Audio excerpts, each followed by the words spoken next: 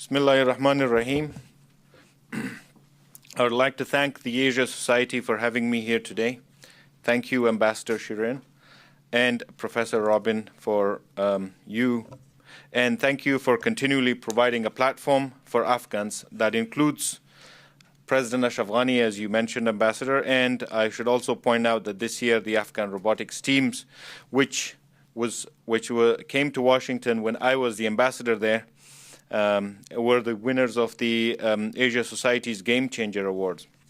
Ambassador Adil Araz, it's a pleasure to be here when you've taken over. It's an honor to see our first female PR at the UN. And Deputy Minister Marjan Mateen, it seems like we have a lot of women delegation here. We are outnumbered, which is great.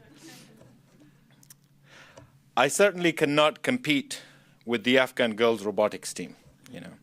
If anyone here has met them, and I hope you have, you may have met the team's captain, Fatima Qadrian. You will know what I mean. She is remarkable. When she speaks, it's as if it's poetry that's coming out of her mouth. And it's fitting that I mention that the Afghan girls robotics team in Ms. Qadrian, because today I want to talk primarily about people, about the Afghan people, because their beliefs, their perseverance, their struggle, and why these intangible, unqualifiable characteristics matter for our security, stability, and our prospects for peace. I know from my time as ambassador in Washington that when Afghanistan is discussed in the halls of US government, academia, in think tanks, and in the media, it's usually a debate that revolves around numbers. The numbers are important, and I will talk about them today.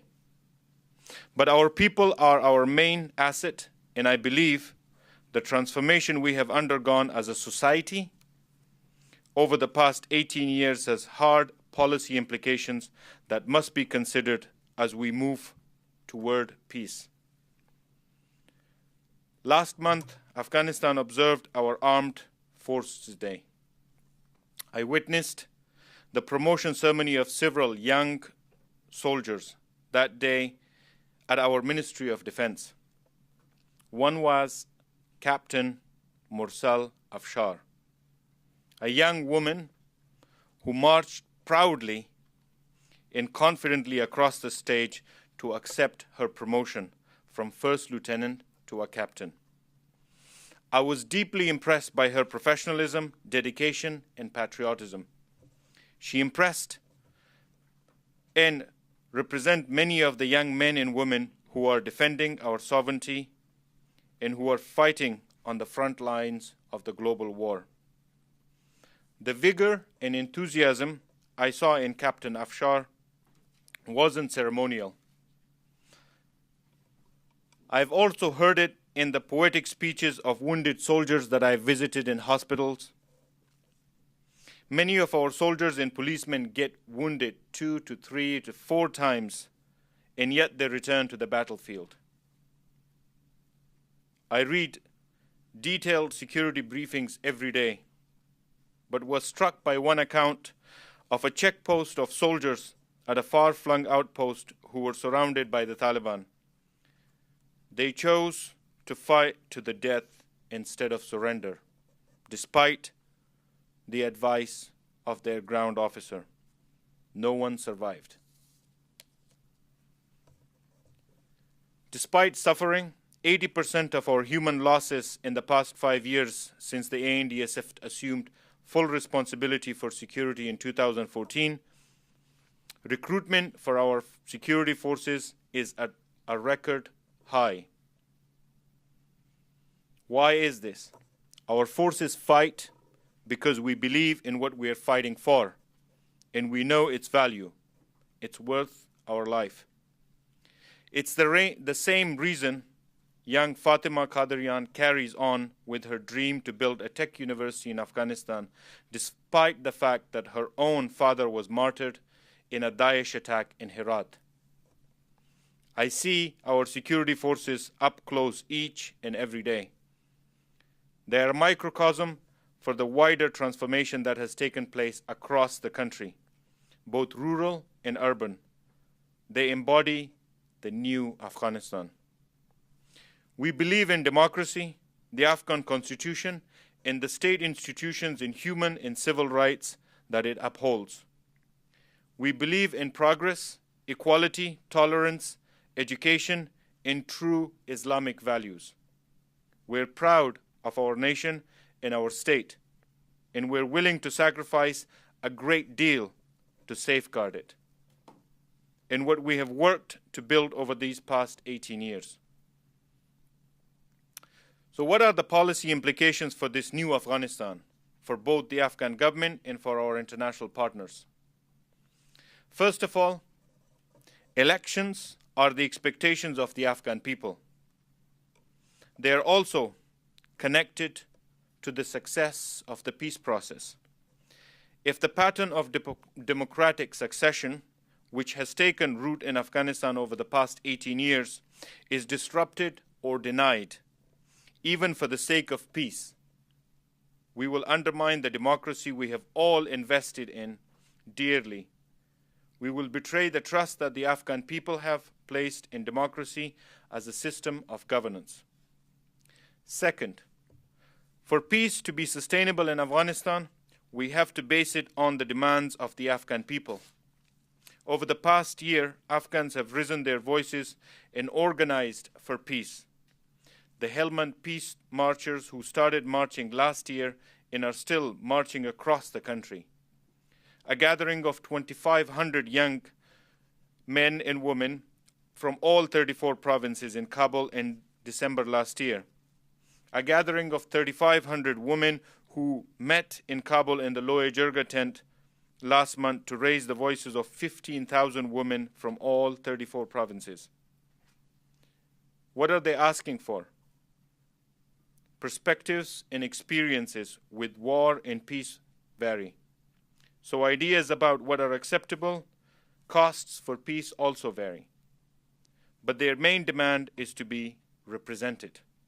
Afghans want an inclusive peace process which will result in a sustainable peace, a process that takes place between Afghans and not a deal between elites configured behind closed doors under pressured timelines. I hope this gives you some perspective on the emotional state of the Afghan people right now, and now for Washington's favorite, now the numbers. As we pursue peace, we will continue to maintain military and counterterrorism objectives. Patriotism and courage alone do not sustain a fighting force.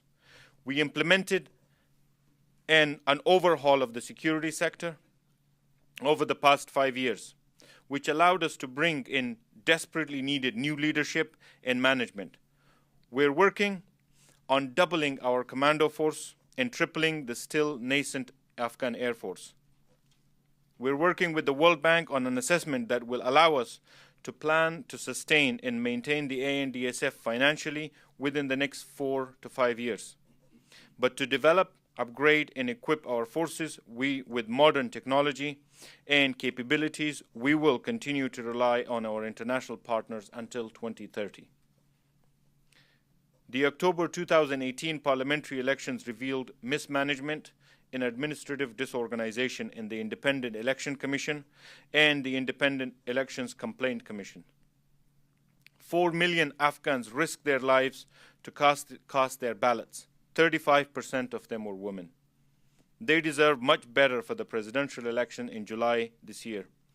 After reforms were made to the electoral law last month, all of the presidential candidates voted on a new commissioners and heads of the IEC and ECC, adding an unprecedented level of credibility and accountability to the leadership. I'll add as well that 2 newly elected heads of the commissions are both women, another first for Afghanistan. Lastly, for peace, Afghanistan will continue to pursue a sequential, thoughtful, peace process which leads to dialogue between Afghan government and people and the Taliban. Since February 2018, the National Unity Government has done the following towards peace. We made an unconditional offer for peace talks to the Taliban, announced a successful ceasefire, brought the Afghan ulama in the Islamic world together to denounce terrorism and extremism, announced a negotiating team and prepared a phased roadmap for peace, and facilitated public consensus building gatherings and meetings with diverse groups of Afghan men and women and youth. Next month, we will hold the National Consultative Loya Jirga or Grand Council to solidify national consensus on the costs of peace. We believe a legitimate and sustainable peace deal with the Taliban can be expected in 2019. I'd like to end now with a message for the Taliban and their roughly 40,000 foot soldiers operating on Afghan soil.